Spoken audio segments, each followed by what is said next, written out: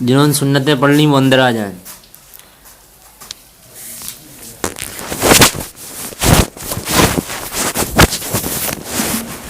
نحمده ونصلي على رسوله الكريم اما بعد فاعوذ بالله من الشيطان الرجيم بسم الله الرحمن الرحيم۔ اللہ تعالیٰ نے ہم لوگوں کے لیے پوری اس کائنات کو بنایا، اور اس پوری کائنات میں ایک ایک چیز اپنے رب کی گواہی دیتی ہے۔ ہر ایک چیز اپنے رب کی گواہی دیتی ہیں، اس کی قدرت دکھاتی ہیں، لیکن انسان ان سب چیزوں کو نہیں دیکھتا اور نہ ہی جاننے کی کوشش کرتا ہے۔ وہ اپنی پوری زندگی بالکل نابینوں کی طرح گزار دیتا ہے، بالکل اسی طریقے سے کہ ہم کچھ دیکھنے والے نہیں ہیں۔ تو ہم اس پوری کائنات میں اپنی رب کی قدرت کو دیکھ کر اپنے رب سے محبت کریں اور اس کا ڈر ہمارے اندر پیدا ہو۔ دیکھو، جب ایک انسان پیدا ہوتا ہے، جب بچہ ہوتا ہے، تو اسے جو ماں اس کو جنم دیتی ہے، اس بچے کو پتہ بھی نہیں ہوتا کہ یہ ہماری ماں ہے، لیکن دھیرے دھیرے اللہ اس کو ایسے راستے دکھاتا ہے، پھر وہ اسی سے ہی دودھ پیتا ہے، اس کی گود میں جاتا ہے، تو اس سے محبت ہونے لگتی ہے۔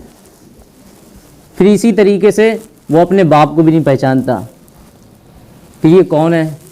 وہ آتا ہے اور اس کو گودی میں اٹھاتا ہے اور پھر چیز دلاتا ہے اور اس سے محبت کرتا ہے، لیکن اس بچے کو نہیں پتہ ہوتا۔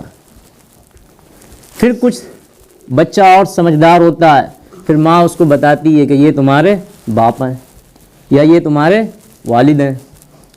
پھر جب وہ بچہ اور تھوڑا بڑا ہوتا ہے، اپنے دوستوں کو دیکھتا ہے، اپنے بچوں میں کھیلتا ہے، تو سب کو دیکھتا ہے کہ سب کے امی ابو ہیں۔ اسی طریقے سے وہ دھیمے دھیمے سب کچھ سمجھتا رہتا ہے، سب کچھ اسے پہچانا جاتا ہے، اسے مطلب اس کے ماں باپ اسے بتاتے ہیں کہ یہ تمہارے دوست ہیں۔ پھر اسی طریقے سے وہ کالج میں پڑھتا ہے یا اسکول میں پڑھتا ہے، تو اسے دوست مل جاتے ہیں جس سے بات چیت ہوتی ہے۔ اسی طریقے سے ہر چیز وہ پہچان لیتا ہے، لیکن نہیں پہچان پاتا تو اپنے رب کو نہیں پہچان پاتا۔ ہر ایک چیز آج جو ہے وہ ہمارے سامنے اپنے رب کی گواہی دیتی ہے، اس کے ہونے کا وجود دکھلاتی ہے، لیکن ہم ان سب چیزوں پہ نہ ہی غور کرتے ہیں، نہ ہی اس کے بارے میں سوچنے کی کوشش کرتے ہیں۔ اللہ تعالیٰ خود قرآن کریم میں کہتے ہیں افلا ينظرون الى الابل کیف خلقت، دیکھو تو صحیح کہ ہم نے اونٹ کو کس طرح بنایا، وَإِلَى الْجِبَالِ كَيْفَ نُصِبَتْ، دیکھو تو پہاڑوں کو ہم نے کس طرح بنایا، وَإِلَى السَّمَاءِ كَيْفَ رُفِعَتْ، دیکھو تو صحیح ہم نے آسمان کو کیسے بنایا۔ یہاں تک کہ تم دیکھ کے تمہاری نظریں تھک کے بالکل عاجز ہو جائیں گی، ذلیل ہو جائیں گی، لیکن اس میں کوئی بھی تمہیں شگاف یا ایک بھی پھٹن اس میں نظر نہیں آئے گی۔ آسمان اتنا لمبا چوڑا، نہ ہی اس میں کس طریقے سے برابری ہے، کوئی اس میں ذرہ برابر عیب نہیں ہے۔ اللہ نے اپنی قدرت سے ہر ایک چیز کو اپنے اندازے سے بنایا، بالکل ترتیب سے بنایا، نہ ہی کوئی اس میں کوئی عیب ڈھونڈ سکتا ہے۔ آسمان کو بالکل ایک سا بنایا، زمین کو بالکل ایسے بنا دیا۔ ہر چیز اپنے رب کی گواہی دیتی ہیں۔ اللہ خود قرآن کریم میں کہتے ہیں کہ تم خود اپنے وجود میں ہی ہمیں پہچان سکتے ہو، لیکن کیوں نہیں؟ ایک انسان کو اللہ نے کیسے بنایا؟ ایک گندے پانی سے ایک انسان کو بنایا، خوبصورت سا انسان بنایا۔ جب وہ حمل ماں کے پیٹ میں ٹھہرتا ہے، اس سے کیا ہوتا ہے؟ اس بچے کی اللہ کیا کرتے ہیں، آنکھیں بھی بنا رہا ہوتا ہے اور کان بھی بنا رہا ہوتا ہے، دل بھی بنا رہا ہوتا ہے، جگر بھی بنا رہا ہوتا ہے۔ آنکھیں یہ کتنی اہم چیزیں ہیں۔ اگر آپ کسی جاپان کی کمپنی کے پاس جائیں جو بہترین سے بہترین گاڑیاں بناتا ہو اور اس سے کہیں ایک آنکھ بنا دے، وہ بنا دے گا؟ کبھی نہیں بنا پائے گا۔ اور جبکہ وہ کتنی بہترین سے بہترین گاڑیاں بناتی ہیں اور جو ٹیکنیکل سے ٹیکنیکل چیزیں وہ سب بناتی ہیں، وہ کہے گا اگر وہ بنا بھی دے گا تو وہ پتھر کی بنا دے گا۔ آپ کہیں گے نہیں، ہمیں بالکل ویسے ہی چاہیے جیسے دیکھنے والی ہوتی ہیں، نہیں بنا سکتا۔ لیکن اللہ کیسے بنا رہا ہے ان سب چیزوں کو ماں کے پیٹ میں، مطلب 3 اندھیروں میں بنا رہا ہے ان سب چیزوں کو. یخلقکم فی بطون امہات من ظلمات ثلاث، دیکھتے کیوں نہیں ہو؟ 3 اندھیریوں میں. اس ماں کو بھی نہیں پتا کہ ہمارے پیٹ میں کیا چل رہا ہے، اور اس باپ کو بھی نہیں پتا، اور اللہ ایسے اندھیرے میں ان ساری چیزوں کو بنا رہا ہے. اس کے ہاتھ بھی بنا رہا، اس کے پیر بھی، اس کے جگر بھی، اس کا دل بھی، اس کی آنکھیں بھی، اس کا دماغ بھی، سب کچھ بنا رہا ہے. اور ایسے اندھیرے میں نہ ہی وہاں کوئی مکینک بیٹھا ہے، نہ ہی وہاں کوئی ڈینٹ بینڈ کرنے والا بیٹھا ہے، نہ ہی وہاں کوئی مزدور بیٹھا ہے جو اس بچے کے دانتوں کو فٹ کر رہا ہو یا اس کی آنکھوں کو ایلفی سے جوڑ رہا ہو. کوئی نہیں. اللہ 7ویں آسمان پر بیٹھا ان سب چیزوں کو بنا رہا، اپنی قدرت دکھا رہا کہ دیکھتے کیوں نہیں ہو. لیکن ہم اور آپ پوری زندگی ہر ایک چیز کو جاننے کی کوشش کرتے ہیں، یہ ہمارے دوست ہیں، یہ ہمارے احباب ہیں، یہ ہمارے ماں باپ ہیں، لیکن اس رب کو نہیں پہچان پاتے ہیں. ہر ایک چیز ذرہ ذرہ آج کیا کرتی ہے، اپنے رب کے ہونے کی وجود کی گواہی دیتی ہے. مثال کے طور پر اگر آپ ایک چھوٹی سی مخلوق کو ہی لے لیں، چیونٹی کتنی چھوٹی سی ہے، اس میں کوئی بھیجا ہے؟ بالکل نہیں ہے. لیکن وہ گرمیوں میں کس طریقے سے محنت کرتی ہے، کس طریقے سے اور دوسری چیٹیوں کے ساتھ تعاون کر کے اپنے کھانے پینے کا بندوبست کر لیتی ہے. نہ ہی ہمیں سردیوں میں دکھائی دیتی ہے، برسات میں بھی نکلتی ہے. تو یہ اس کو سمجھ کس نے عطا کری ہے؟ یقیناً وہ رب کریم نے کری ہے. تو اللہ اپنی قدرتوں کو دکھاتا ہے، اپنے کمالات دکھاتا ہے اور اپنے احسان بھی دکھاتا ہے. اللہ کہتا ہے ہم نے آسمان بنایا، اس کے اوپر نظر دوڑاؤ. اور یہی نہیں، یہ زمین بنائی ہے. یہ بھی نہیں، یہ جو آسمان میں سورج دکھ رہا ہے، یہ زمینوں کی زمینیں مطلب 13 لاکھ زمینیں اگر ملا لی جائیں تب جا کے ایک سورج بنتا ہے. اور اللہ نے کس طریقے سے اس کو آسمان میں فٹ کر دیا کہ ساری دنیا کو روشنی دے رہا ہے. اور کس طریقے سے یہ آگ کا گولا ہے، اور کون ہے جو سالوں سے اس کو نکال رہا ہے، اور اس میں اتنا ایندھن کون ڈال رہا ہے، لکڑیاں یا پیٹرول یا گیس کا کون اس میں انتظام کر رہا ہے. تو یہ سب چیزوں کو دیکھ کر بے ساختہ ہماری زبان پہ جو ایک الفاظ نکلتا ہے وہ یہی نکلتا ہے کہ اللہ ہے. ان سب چیزوں کو اللہ نکال رہا، اللہ چلا رہا ہے.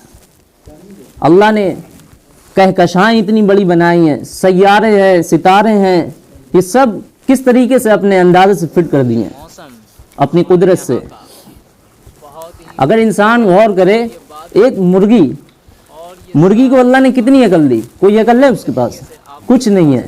وہ ایک جانور ہے، لیکن وہ کس طریقے سے انڈا دیتی ہے. اس انڈے میں کچھ ہے؟ بس خالی ایک سفیدی اور ایک زردی ہے. اس میں ایک بچہ اللہ نکال دیتا ہے. اور وہ مرغی کس طریقے سے انڈے دیتے 21 دن لگاتار ان انڈوں پہ بیٹھتی ہے اور اس کو ہیٹ کرتی ہے. یہ اس کو عقل کس نے عطا کری ہے؟ یقیناً وہ اللہ ہے. اور وہ ہیٹ بالکل ایسے نہیں کرتی جیسے بالکل بیٹھ جاتی ہے، بلکہ انڈے کو گھما کے چاروں طرف سے، جس طریقے سے ہم لوگ آج کچھ سیکتے ہیں نا، پکاتے ہیں کہ ادھر سے پکاؤ ادھر سے کچا نہ رہ جائے، بالکل اسی طریقے سے مرغی کرتی ہے. تب جا کے 21 دنوں کے بعد وہ چوزا نکلتا ہے. اور وہ چوزا کیسے نکلتا ہے؟ وہ اپنے چونچوں کو انڈے سے باہر مطلب توڑتا ہے اور نکل جاتا ہے. تو یہ ساری چیزیں بے جان سی چیزیں مطلب جو ہیں جن کے اندر کوئی عقل نہیں ہے، اللہ نے کیسے ان کو اتنی سمجھ عطا کری. کبھی آپ نے سنا ہے کہ کوئی مرغی کا بھیجا کھاتا ہو؟ کیونکہ اس کے اندر ذرا سا بھیجا ہوتا، کون کھائے گا؟ اگر کسائی بھی نکالے گا تو اس کا بھی بھیجا نکل جائے گا. آپ نے کبھی بھینس کا تو سنا ہو، لیکن اللہ نے اتنی سمجھ دے دی ان سب چیزوں کو. اگر ایک شہد کی مکھی لے لی جائے، یہ آگے بھی اڑتی ہے اور پیچھے بھی اڑتی ہے. اور جبکہ بتاتے ہیں کہ یہ اگر ایک بار اپنے چھتے سے باہر آ جائے تو بڑے سائنسدان جو ہیں وہ حیران ہیں کہ یہ واپس اپنے چھتے پہ کیسے چلی جاتی ہے. بائی ایئر جو سفر کرنا ہوتا ہے وہ بہت مشکل کام ہوتا ہے. زمین کا سفر جو ہوتا ہے وہ بہت آسان ہوتا ہے. اگر ہم آپ سے کسی سے کہیں کہ وہاں جانا ہے اور ہم آپ کو راستہ بتاتے ہیں کہ ایسے جانا اور ایسے مڑ جانا ہے تو آپ پہنچ جاتے ہیں. لیکن بائی ایئر سفر کرنا بہت مشکل ہوتا ہے. تو اتنی سی چھوٹی سی مخلوق ہے شہد کی مکھی، اللہ نے اس کو कैसी समझ अदा करी। तो ये सब चीज़ें कौन अदा कर रहा है? अल्लाह। लेकिन आज हमारे पास इतना बड़ा दिमाग होने के बावजूद हम इन सब चीज़ों को नहीं समझ पा रहे हैं। एक अल्लाह ने कितनी किस्म की मखलूकें पैदा कर दी हैं, अगर इंसान गौर करे तो करते करते ही रह जाए। एक मखलूक है प्लेटिपस, अगर आप उसको गूगल पर सर्च करके देखेंगे तो आपको दिख जाएगा। ये जानवर बत्तख जैसा होता है, कुछ बिल्ली से बड़ा होता है, खुश्की और तरी दोनों में अपनी ज़िंदगी गुजार लेता है। और ये जानवर बच्चे भी देता है, मतलब अंडे भी देता है, और अंडे निकलने पर जानवरों की तरह अपने बच्चों को दूध भी पिलाता है। तो ये समझ उसको किसने अता करी कि जानवरों की तरह बच्चों को दूध पिलाना और अंडे देना, ये सारी चीज़ें किसने अदा करी? यकीनन अल्लाह ने। तो देखें, इन सब चीज़ों को बतलाने का मकसद यही है कि हम अपने रब को समझें और जो रब हमसे कहना चाह रहा है उसको समझें। हमारा उसका मुतालबा यही है कि हम अच्छे काम करें, मतलब फर्माबरदारी वाले काम करें, उसकी फर्माबरदारी करें। देखें, ये दुनिया कोई ऐसे ही नहीं चलती रहेगी। अभी हम में से आप जितने भी लोग बैठे हैं सब ऐसे ही बैठे रहेंगे? बिल्कुल नहीं। कुछ दिनों बाद हम और आप जो हैं कब्र के अंदर लेटे होंगे, यहाँ बैठे नहीं दिखाई दे रहे होंगे। ये दुनिया फ़ानी है। अल्लाह कहते हैं मिन्हा खलकनाकुम, हमने तुमको मिट्टी से पैदा करा। मिट्टी से पैदा करने का मतलब हम जो रोटी खाते हैं वो किससे पैदा हुई है? गेहूं से। और गेहूं किससे पैदा हुआ? मिट्टी से। और मिट्टी को किसने पैदा करा? अल्लाह ने। तो मिट्टी और मरहलों से गुजरते हुए जो हम चीज़ें खाते हैं वो इंसान के जरसूमे बनते हैं, वो पानी बनता है जिससे आगे नस्ल बढ़ती है। सारी चीज़ें अल्लाह ने उसी मिट्टी से बनाई। तो अल्लाह कहता है मिन्हा खलकनाकुम, हमने तुमको मिट्टी से पैदा करा, वफ़ीहा नुईदुकुम, और हम तुमको दोबारा वापस मिट्टी कर देंगे। मिट्टी कर देना ये तो समझ में आता है कि चलो हाँ बढ़िया काम है, हम इंसान बने थे और फिर कुछ दिनों बाद मिट्टी हो जाएंगे, मज़े कर लो खूब, अपनी मज़े में ज़िंदगी काट लो, इतना तो समझ में आता है। खूब कुछ भी करो, मतलब बुराइयाँ करो, अय्याशी करो, जुआ खेलो, कुछ भी करो। लेकिन अल्लाह हमें फिर और आगे बताता है कि इतना ही नहीं है, वमिन्हा नुखरिजुकुम तारतन उखरा, हम दोबारा इस मिट्टी को रिवर्स में लेंगे और वापस हम तुमको एक इंसान बना देंगे। फिर तुम्हें हम क़यामत वाले दिन अपने सामने लाएंगे।